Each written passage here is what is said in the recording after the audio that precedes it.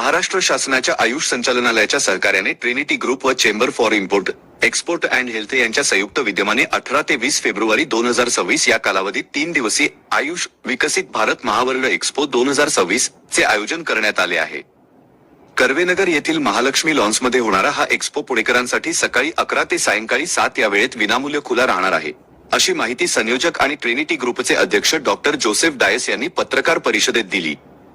यावेळी आयुष संचालनालयाच्या सहसंचालक डॉक्टर अनिता कोले, अष्टांग आयुर्वेद महाविद्यालयाच्या प्राचार्य हेमलता जळगावकर, पुणे जिल्हा शिक्षण मंडळ कॉलेज ऑफ आयुर्वेद व रिसर्च सेंटरच्या संचालिका डॉक्टर मिनल लाड, भारती विद्यापीठ आयुर्वेद महाविद्यालयाचे प्राचार्य डॉक्टर शैलेश देशपांडे, टिळक आयुर्वेद महाविद्यालयाच्या समन्वयिका डॉक्टर अपूर्वा संगोराम, ZVM युनानी कॉलेजच्या विभागीय प्रमुख doctor Faraz Shikalgar, doctor DY Patil college of Ayurved रुग्णालयाच्या डॉक्टर स्नेहल पानसरे यांच्यासह पुण्यातील विविध महाविद्यालयांचे प्राचार्य उपस्थित होते। ये जो विकसित भारत आयुष वर्ल्ड एक्सपो है, ये 3 दिन में होने वाला है, 18, 19, 20th ऑफ फरवरी। यहाँ पे एंट्री फ्री है ताकि जितने से ज्यादा जनरल पब्लिक है आयुष का बेनिफिट ले सके।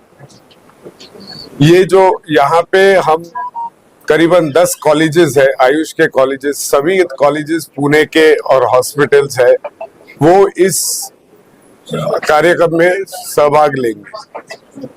और इस प्रोग्राम का जो मकसद है कि आयुष का जो मेडिसिन है, आयुष का जो दवाई है, को हर एक छोटे से छोटे आदमी को उसका फायदा उठाए, उसका बेनिफिट ले। मेरे दूसरा असिस्टेंट हमारे जो गवर्नमेंट ऑफ महाराष्ट्र के आयुष डायरेक्टोरेट है। नमस्कार, मी doctor Anita Kolhe, assistant director of AYUSH Pune विभाग।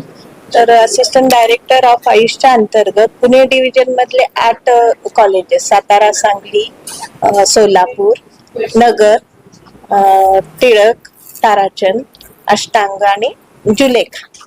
तर आता हे 18, 19, 20 तारखेला आपण विकसित महाएक्स्पो द्वारे आपण आयुष विभागांतर्गत एक्स्पोचं आयोजन करतोय। विकसित भारत महावर्ल्ड एक्स्पो आयोजित यामध्ये आपण 10 कॉलेजेसनी सहभाग घेतलेला आहे।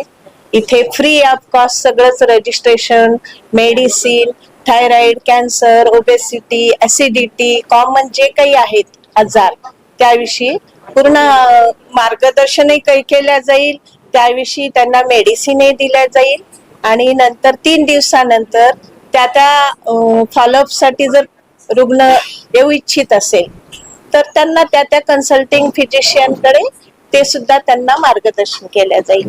त्यामुळे सर्वांना विनंती करण्यात येते आपल्या पत्रकार माध्यमातर्फे की आपण या एक्स्पोचा जास्तीत जास्त प्रचार करावा आणि जनसामान्यापर्यंत ही माहिती जाऊन जास्तीत जास्त लाभ मिळावा आयुर्वेद चिकित्सेचा।